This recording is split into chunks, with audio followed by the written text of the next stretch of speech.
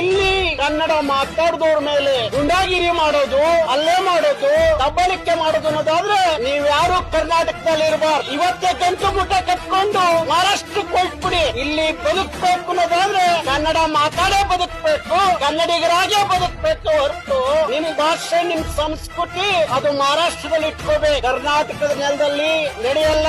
ಇದನ್ನ ಅರ್ಥ ಮಾಡ್ಕೊಡಿ. ನಿಮ್ಮ ಬೇರುಗಳನ್ನೆಲ್ಲ ಕಟ್ ಮಾಡಿದ್ದೀವಿ. 7 ಜನ ಶಾಸಕರು ಗೆದ್ದು ಬರ್ತಿದ್ರು, ಇವತ್ತು ಒಬ್ಬ MES ಶಾಸಕ ಇಲ್ಲ.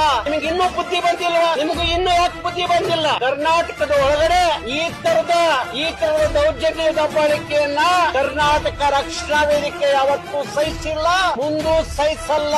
ನೀವು ಒಬ್ಬ ಕಂಡಕ್ಟರ್ ಮೇಲೆ ಹಲ್ಲೆ ಮಾಡಿದ್ರೆ ನಾವು 100 ಜನ ಮರಾಠಿ ಗುಂಡುಗಳನ್ನ ಹೊಡೆದಾಕಂತ ನಮಗೆ ಗೊತ್ತಿದೆ, ಹೊಡಿತೀವಿ ಬೇಕಾದ್ರೆ. ಅದಕ್ಕಾಗಿ ಬಂದಿದ್ದೀವಿ. ಈ ತರ ದೌರ್ಜನ್ಯವನ್ನ ನಿಲ್ಲಿಸಿ ಇಲ್ಲದೆ ಹೋದ್ರೆ ಇಡೀ ಬೆಳಗಾವಿಲಿ ಒಬ್ಬ ಮರಾಠಿ ಇರೋದು ಕಷ್ಟ ಆಗುತ್ತೆ. ಇದನ್ನ ಅರ್ಥ ಮಾಡ್ಕೊಳ್ಳಿ. ಕನ್ನಡಿಗರನ್ನ ಕೆಡಕ್ಬೇಡಿ. ಪುಲಿಕೇಶಿಯ ಇತಿಹಾಸವನ್ನ, ಮಯೂರ ವರ್ಮನ ಇತಿಹಾಸವನ್ನ, ರಾಯಣ್ಣನ ಇತಿಹಾಸವನ್ನ, ಚನ್ನವನ ಇತಿಹಾಸವನ್ನ, ಸಿಂಧೂರು ಲಕ್ಷ್ಮಣನ ಇತಿಹಾಸವನ್ನ ಒಮ್ಮೆ ಓದ್ಬಿಟ್ರೆ, ಒಮ್ಮೆ ತಿಳ್ಕೊಂಡ್ಬಿಟ್ರೆ ಕನ್ನಡಿಗರ ಇತಿಹಾಸ ಎಂತದ್ದು ನಿಮಗೆ ಅರ್ಥ ಆಗತ್ತೆ.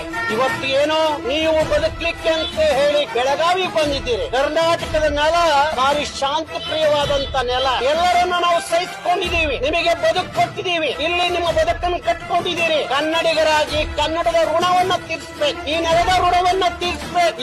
ಅದು ಬಿಟ್ಟು ಕರ್ನಾಟಕದ ನೆಲದಲ್ಲಿ ಕನ್ನಡ ಮಾತಾಡಿದ್ರೆ ಗುಂಡಾಗಿರಿ ಮಾಡ್ತೀವಿ ಅಂದ್ರೆ ಆ ಗುಂಡಾಗಿರಿ ಮಾಡುವ ಕೈಗಳು ಮುಂದೆ ಇರೋದಿಲ್ಲ ಅನ್ನೋ ಎಚ್ಚರಿಕೆಯನ್ನ ಕೊಡ್ತೀವಿ.